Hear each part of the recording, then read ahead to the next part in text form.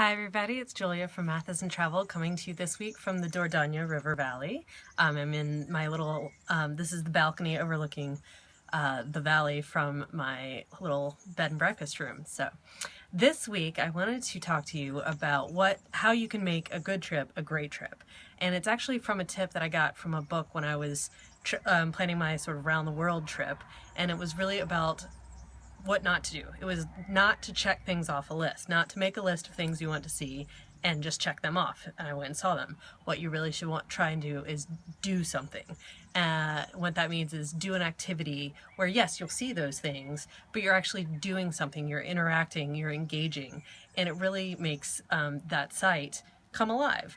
And makes the memories really last forever. For example, everybody goes to Paris, they have the Louvre, the Musée d'Orsay, the Notre Dame, the Eiffel Tower that they have to go and see, and I get that, but maybe you go and see them all while you're biking around the city, which can be a really fun adventure. Or another thing people obviously love to do when they're in Paris is go and see the macaron at La Durée, or maybe go and get some ice cream at Bertillon. But rather than waiting in line and dealing with the crowds with all of that and, spending money to get some macaroons that maybe you like, maybe you don't like, what about taking a cooking class? I went to a chef's apartment with a beautiful view overlooking the city, and he taught us how to make macaroons that were delicious. And I will remember that so much more than I will just going to a shop and buying macaroons.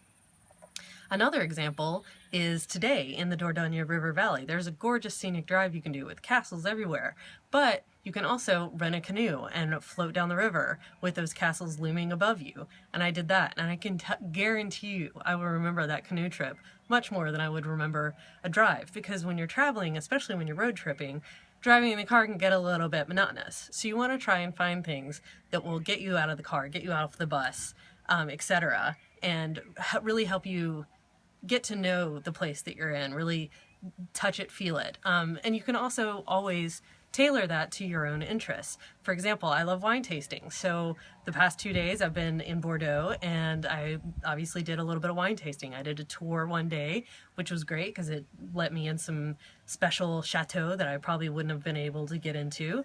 But then today I did a little bit of self-exploration with it.